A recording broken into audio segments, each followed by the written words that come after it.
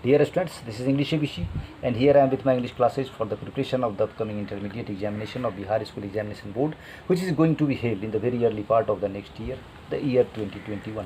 2021 में होने वाली इंटरमीडिएट परीक्षा जो बिहार स्कूल एग्जामिनेशन बोर्ड की होनी है, उसमें अंग्रेजी विषय की तैयारी के सिलसिले में मेरा यह YouTube channel English ABC dedicated है।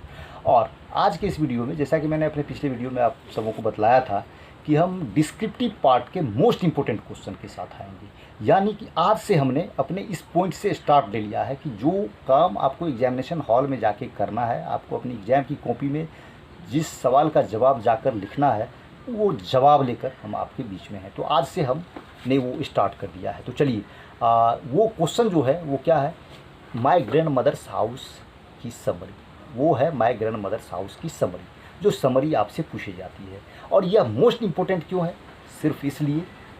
सिर्फ इसलिए कि आपको टोटल जो 10 पोएम्स पढ़ने हैं, उन 10 पोएम्स में से 2 पोएम्स ऐसे हैं जो इंडियन पोइट्स के हैं। और वो दोनों इंडियन पोइट्स कौन सब हैं? एक है केकी अंदारोवाला, जिनका फायर हिमेन है, और दूसरी है कमला दास सिंह, जिनका कि माय ग्रैंड मदर्स हाउस है। और ये ट्रेंड रहा है कि आर्ट्स का एग्ज़ाम हो या साइंस का एग्ज़ाम हो, किसी भी एग्ज़ाम में या तो फायर हिमेन को पूछा जाता है या माय ग्रैंड मदर्स हाउस को पूछा जाता है। तो पिछले साल यानी 2020 के एग्ज़ाम में आर्ट्स और साइंस दोनों में फायर हिमेन को पूछ दिया गया था। इसीलिए इस एग्ज़ाम के लिए एकदम ये मोस्ट इम्पोर्टेंट क्वेश्चन है। माय ग्रैंड मदर्स हाउस की समरी जो है, ये एकदम मोस्ट इम्पोर्टेंट क्वेश्चन है, मस्ट आस्क क्वेश्चन है। एकदम लिखा ही जाना है और आपको एग्ज़ाम में जाकर इसको लिख कर आना ही है।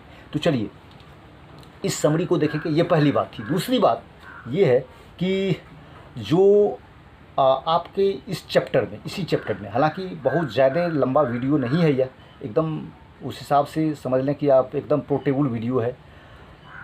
लेकिन एक चीज़ को और टच करेंगे, ऑब्जेक्टिव पार्ट थोड़ा सा, मतलब एक पॉइंट ऐसा है, एक लाइन ऐसा है जहाँ स्टूडेंट मतलब मिस्टेक करते हैं एग्जामिनेशन हॉल में।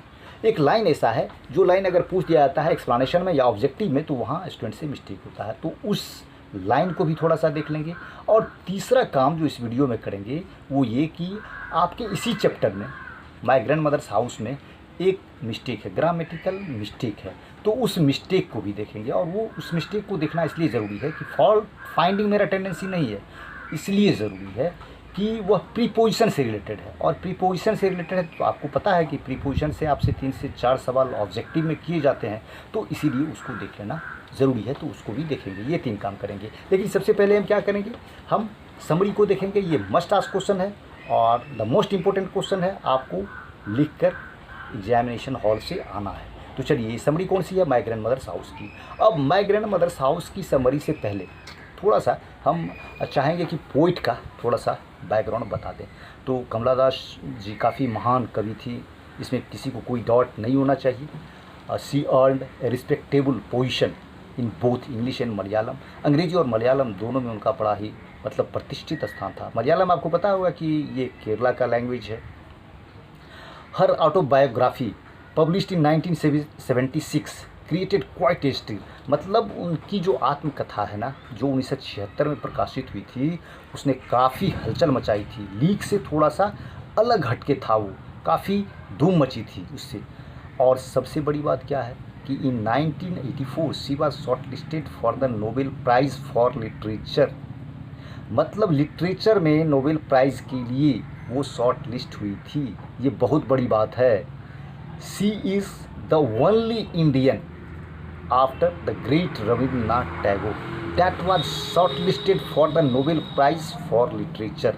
देखिए, साहित्य के क्षेत्र में रविंद्रनाथ टैगोर के बाद, यानी 1913 में जो रविंद्रनाथ टैगोर जी को नोबेल प्राइज़ मिला था साहित्य के क्षेत्र में, उसके बाद आज जो 2020 है, 107 वर्षों के दरमियान सिर्फ़ और सिर्फ अकेली भारतीय हैं कमला दास जी, जिनका कि नाम शॉर्ट लिस्ट हुआ था नोबेल प्राइज़ के लिए साहित्य में।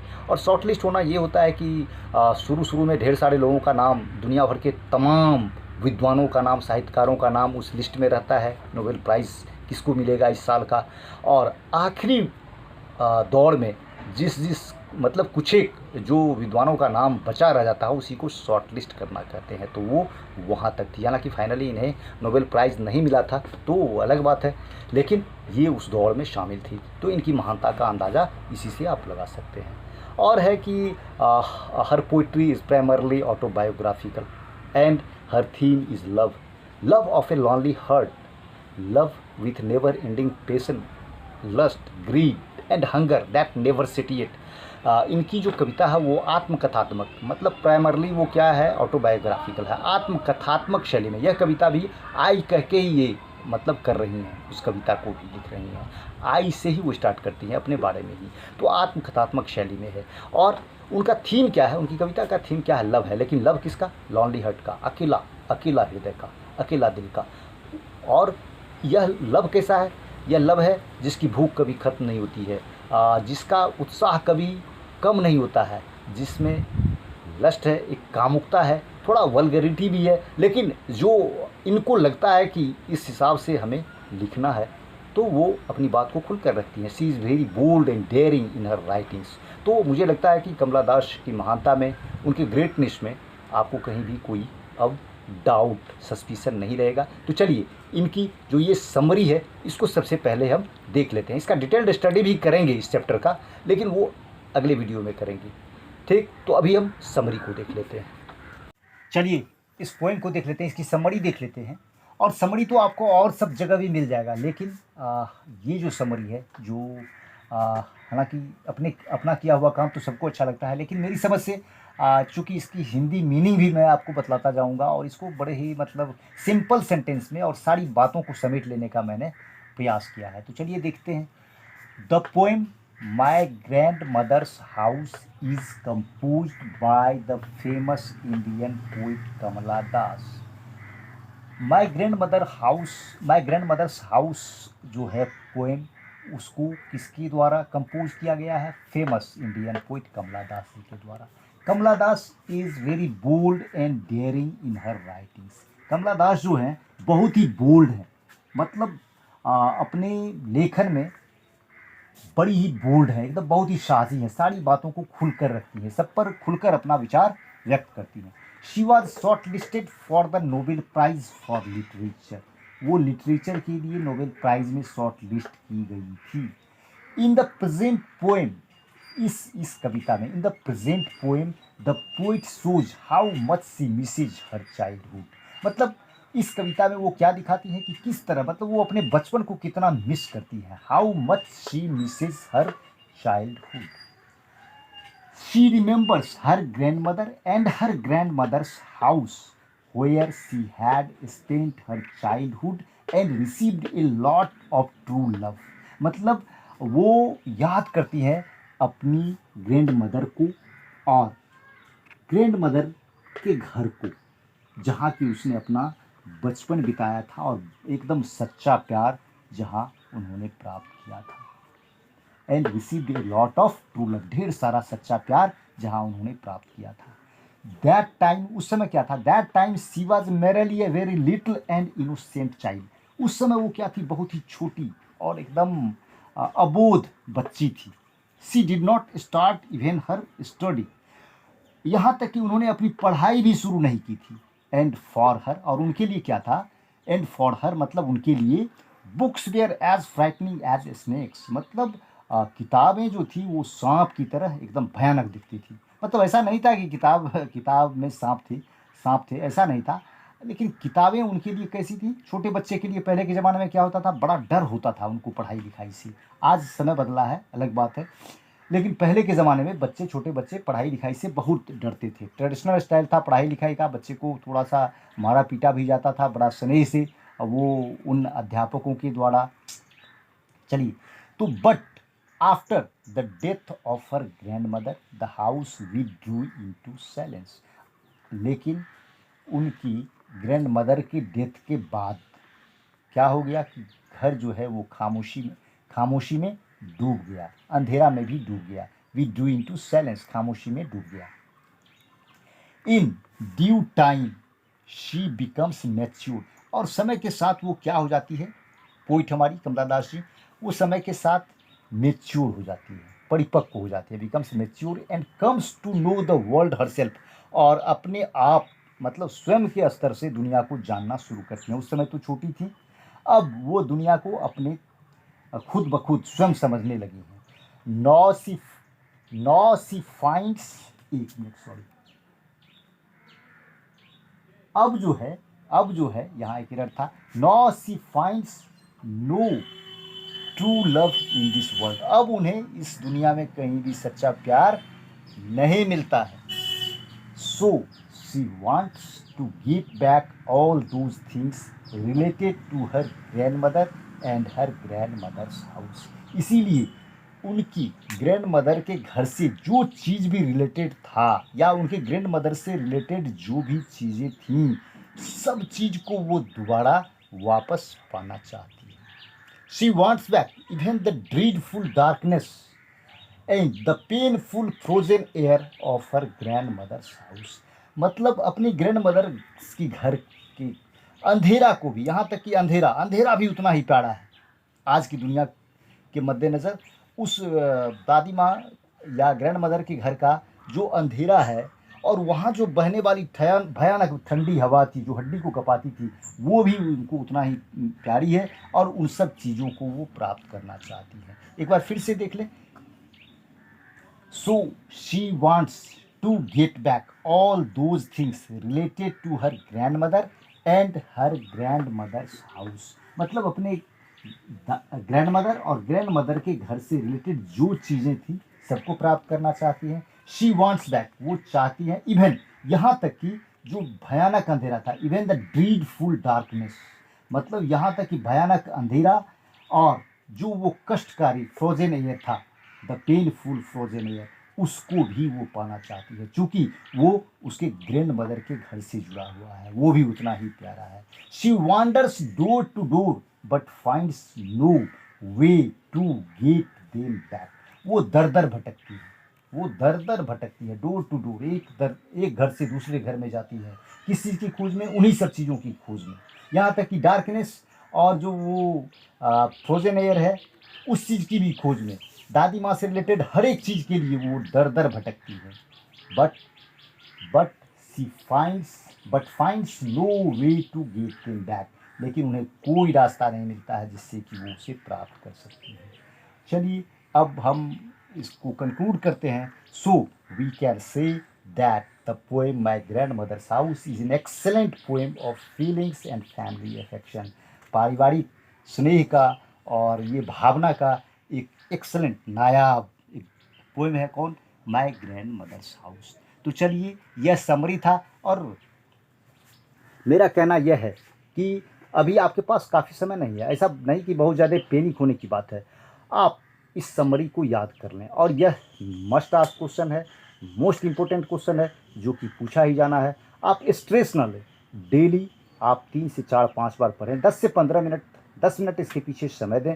ये एकदम कैसे याद होगा, हो जाएगा, ये आपको पता भी नहीं चलेगा। इसका काम है याद नहीं होना 1 बार में, 2 बार में, 3 बार में, लेकिन आप बार बार रिपोर्ट करें और जैसे ही आपको याद होगा तो आपके सर का एक भार हल्का होगा। ये मस्ट आस्क क्वेश्चन है, मोस्ट इम्पोर्टेंट क्वेश्चन है और इसको लिख के आपको आना है और जिस तरह से हम पढ़ रहे हैं आप भी उसी तरह से पढ़ें और इसका स्क्रीनशॉट ले लें या फिर और जो कुछ भी आपको करना पड़े, आप स्मार्ट इनफ हैं, आप कर सकते हैं और इसकी तैयारी कर सकते हैं और इससे फ्री हो सकते हैं। तो चलिए अब हम देखते हैं कि जो उसका ऑब्जेक्टिव पार्ट्स में इस पोएम का जो एक सेंटेंस है जो कि बराबर स्टूडेंट्स को गच्चा देता है, उसकी चर्चा करते हैं।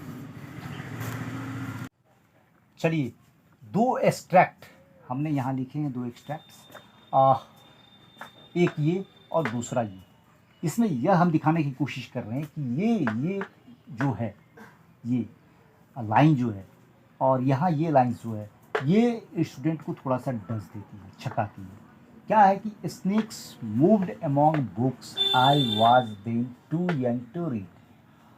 तो यहाँ स्नेक्स है और फिर इस सेंटेंस को भी, यहाँ इस एक्सट्रैक्ट को भी आप देखें, he sways his head from side to side, movement like a snake, दोनों जगह स्नेक है। और क्या है कि आपको स्नेक पोएम भी पढ़ना है। अगर इसमें से आपको ये गेस करना हो ऑब्जेक्टिव में कि टेकन फ्रॉम, यहाँ दे दे कि is taken from, is taken from, इसको इस तरह कर दे, इस तरह कर दे और दे दे इज टेकन फ्रॉम। तो ये किस चैप्टर से लिया गया है, यहाँ भी दे दे is taken from, is taken from. तो आपको अगर यह जानना है कि किससे लिया गया है, तो चूंकि एक स्नेक चैप्टर भी है आपका जो कि D.H. लॉरेंस का लिखा हुआ है, तो वहाँ आपको ये लगता है कि ये स्नेक्स है, तो स्नेक, ज़्यादातर स्टूडेंट स्नेक ही इसको कहते हैं कि स्नेक चैप्टर का है, और ये भी स्नेक चैप्टर का है। लेकिन आप देख लें दोनों में से कोई भी स्नेक चैप्टर से नहीं है। यह तो अभी हम लोगों ने जो पढ़ा है, snakes moved among books, I was then too young to read, ये माई ग्रैंड मदर्स हाउस का पोएम है, और जहाँ की उन्हें लगता है कि उस समय किताबों में सांप लूटती थी, किताब उनकी तरह, मतलब किताब उनके लिए सांप की तरह बड़ा ही भयावह चीज़ें होती थी। तो वो माई ग्रैंड मदर्स हाउस से ये लाइन लिया गया है। और ये पिछले साल आर्ट्स में ऑब्जेक्टिव में नहीं, 1 मार्क्स क्वेश्चन में नहीं, यह एक्सप्लानेशन में पूछ दिया गया था। आर्ट्स में क्वेश्चन नंबर 3 जो है 3 के बी में पूछा गया था, snakes moved among books, I was then too young to read. और वहाँ अगर आपसे गलती हो जाती है तो फिर वो ज़्यादा नुकसान पहुँचाता है। और चलिए अगर ये भी आ जाए आपके एक्सप्लानेशन में या आपके ऑब्जेक्टिव में, तो यहाँ भी आपको बताना होगा, he sways his head from side to side movement like a snake. और यह किसका है, यह किस चैप्टर का है, तो यह है मैकाभिटी द मिस्ट्री कैट का। यह भी स्नेक का नहीं है, जबकि वर्ड यहाँ स्नेक है दोनों ही जगह। तो ऑब्जेक्टिव पार्ट्स के और ढेर सारे इसके मतलब क्वेश्चंस रेज हो सकते हैं, हम उसकी चर्चा नहीं कर रहे हैं। जैसे जो इम्पोर्टेंट वर्क्स है कमला दास जी का, या फिर इंग्लिश के अलावा और किस चीज़ पर उनका बड़ा ही अच्छा ग्रिप था, या और तरह से ढेर सारे क्वेश्चन इसमें से रेज किए जा सकते हैं। तो उसकी चर्चा हम बाद में करेंगे, लेकिन इस वीडियो में ये मुझे लगा कि बहुत ज़रूरी है स्नेक्स वाला। ये आप देख लें, जो Macavity the mystery cat T.S. Eliot ji का लिखा हुआ, उनका 15 नंबर सेंटेंस है, he sways his head from side to side movement like a snake. वो जो मैकाभिटी जो है ना, वो बिल्ली, बड़ी शातिर बिल्ली, जिसे क्या क्या कहा गया है, मास्टर क्रिमिनल कहा गया है। जिस तरह हमारा CBI है, वहाँ स्कॉटलैंड यार्ड है, तो उसके फाइल में भी उसका कोई रिकॉर्ड नहीं है, सब उसके सामने जो है वो विवश हो जाता है। तो उस मैकाभिटी का ये लाइन नंबर 15 है, और यह माय ग्रैंड मदर्स हाउस का है। तो इसको हमने देख लिया। अब चलिए हम जो आपकी बुक में एक मतलब मिस्टेक है, एक कॉमन एरर जो रह गया है, उसको देख लेते हैं। चलिए बुक में जो मिस्टेक की बात है, तो इसी चैप्टर में माय ग्रैंड मदर्स हाउस के ही चैप्टर में, और पेज नंबर 176 में जो हमारा C1 क्वेश्चन है, लॉन्ग आंसर क्वेश्चन जो है, उसका जो क्वेश्चन नंबर 1 है उसमें वो मिस्टेक है। तो चलिए एक बार पढ़ लेते हैं। How does the speaker describe the condition of her grandmother's house, does it resemble to the house of any of your acquaintance. मतलब ये कि इसका मीनिंग देख लेते हैं कि how does the speaker describe, मतलब किस तरह स्पीकर जो कि कवि है हमारी, वो डिस्क्राइब करती हैं, वर्णन करती हैं ग्रैंड मदर की घर की परिस्थिति का, कंडीशन का, उसकी परिस्थिति कैसी है, वह घर कैसा दिखता है, उस चीज़ का जो वर्णन करती है, तो वो किस तरह वर्णन करती है, ये पूछा गया है। तो इस पार्ट में कोई मिस्टेक नहीं है। How does the speaker describe the condition of her grandmother's house, कोई ग्रामेटिकल एरर नहीं है। लेकिन यह पार्ट जो है, does it resemble to the house of any of your acquaintance, तो यहाँ क्या है, इसका मतलब यह है कि मतलब क्या यह दिखता है वैसा आपके आसपास में या आपकी जानकारी में, ऑफ एनी ऑफ योर एक्वाइंटेंस, आपकी जानकारी में या आप के आसपास कुछ ऐसा, कोई ऐसा घर दिखता है जो इससे मिलता जुलता है। रिसेंबल मीन्स मिलना जुलना, उस जैसा दिखना, क्या ऐसा दिखता है। तो ये रिसेंबल जो है वर्ब हमारा, इस रिसेंबल के बाद ये जो प्रीपोजिशन टू का यूज़ किया गया है, ये गलत यूज़ किया गया है। प्रीपोजिशन कोई प्रीपोजिशन नहीं आता है जब वर्ब रिसेंबल जो रहता है उसको कोई प्रीपोजिशन फॉलो नहीं करता है, वो जीरो प्रीपोजिशन वाली बात वहाँ रहती है। लेकिन यहाँ टू यूज़ कर दिया गया है, ये एक एरर है, और प्रूफ रीडिंग में कमी रह गई होगी, वैसे कमी रह जाती है सब जगह।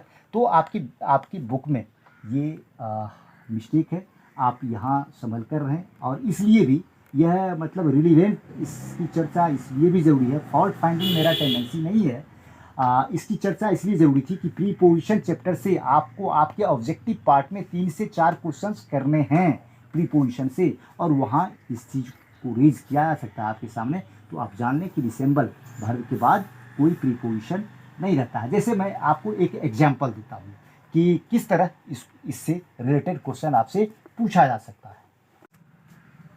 चलिए, एक क्वेश्चन हम आपके सामने रख रहे हैं, चूज द करेक्ट ऑप्शन। ये क्वेश्चन आपसे ऑब्जेक्टिव पार्ट में पूछा जा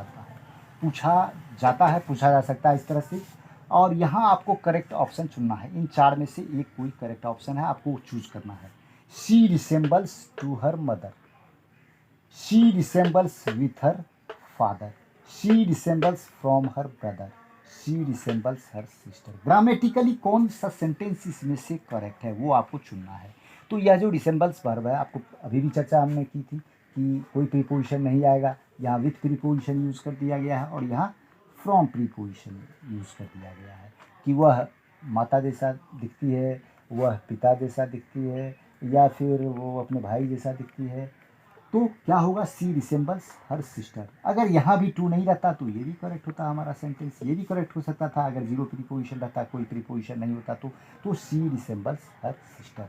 तो चलिए, इसको हमने देख लिया, और आपको पता है कि प्रीपोजिशन से आपसे 3 से 4 क्वेश्चन, जिसको मैं बार बार रिपीट कर रहा हूँ, पूछा जाता है। प्रीपोजिशन के साथ भी हम आएंगे, लेकिन अपने अगले वीडियो में जो हम आएंगे वो आएंगे ये जो हमारा पोइट्री सेक्शन है इसके ऑब्जेक्टिव पार्ट्स के साथ, इसका एक कम्प्रीहेंसिव ऑब्जेक्टिव जो है वो हम अपना व्यू बनाएंगे। हमारे जो 10 पोएम्स हैं, sweetest love I do not go से लेकर माई ग्रैंड मदर्स हाउस तक, टोटल जो हमारे पोएम्स हैं, इनके मतलब इनसे जो भी ऑब्जेक्टिव एक बनेगा कम्प्रीहेंसिवली, उसको बनाएंगे, आपके सामने रखेंगे। और पर्पस ये नहीं होगा कि आप सिर्फ क्वेश्चन आंसर जानें, पर्पस हमारा होगा कि हमारा एक व्यू बने, कम्प्रीहेंसिव व्यू, एकदम मतलब व्यापक विस्तृत, जिससे हमको मतलब हेल्प मिले, उसका मतलब उसकी पूरी तरह तैयारी, अच्छी तरह तैयारी करने के संदर्भ में।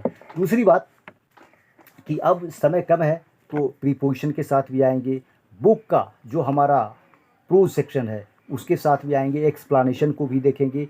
मतलब यह आप जान लें कि आपका जो पूरा सिलेबस है, हमने एनालिसिस किया था, आपने शायद मेरा वो वीडियो भी देखा हो, तो उस एनालिसिस में आपने महसूस कर लिया होगा आपका सारा जो क्वेश्चन है वो on the tips of my finger, मतलब एकदम on the tips of my and, tone पर है वो, साड़ा का साड़ा क्वेश्चन आंसर। तो आप मुझ पर रिलाई कर सकते हैं। और आज से हमने स्टार्ट किया है ऑब्जेक्टिवली, मतलब कि एकदम जो क्वेश्चन आंसर हैं जो आपको करने हैं, जिसके जवाब देने हैं, उससे हमने स्टार्ट ले लिया है उस पॉइंट से। तो ये समरी जो कि माय ग्रैंड मदर्स हाउस का था, मुझे उम्मीद है कि आप इसको याद करेंगे और एग्ज़ाम में जाकर लिख कर आएंगे। और एक बात और कि हम जो भी बताते हैं अपने अगले वीडियो के बारे में तो बता देते हैं, लेकिन if something comes from deep in my heart, और मतलब कुछ ऐसी चीज़ें जो कि अंग्रेज़ी से हटकर भी मेरे दिमाग में आती है। वैसे तो मेरा ये जो यूट्यूब चैनल है इंग्लिश एबीसी, वो डेडिकेटेड है इंग्लिश की तैयारी के लिए, इंटरमीडिएट की इंग्लिश की तैयारी 2021 के लिए बिहार स्कूल एग्जामिनेशन बोर्ड की। लेकिन अगर कुछ ऐसा हल्का फुल्का कुछ विषय आता है तो उसको भी आप सबों के साथ कभी कभी शेयर करेंगे। तो चलिए, अगले वीडियो में हम अपने पोइट्री सेक्शन के ऑब्जेक्टिव पार्ट्स के साथ आते हैं। तब तक बाय। हाँ, अगर हमारा यह वीडियो आपके लिए किसी भी तरह से हेल्पफुल हो, यूज़फुल हो, तो आप इसको लाइक करें, शेयर करें और हमारे चैनल को सब्सक्राइब करें। तो चलिए, अगले वीडियो के साथ फिर मिलते हैं, तब तक बाय।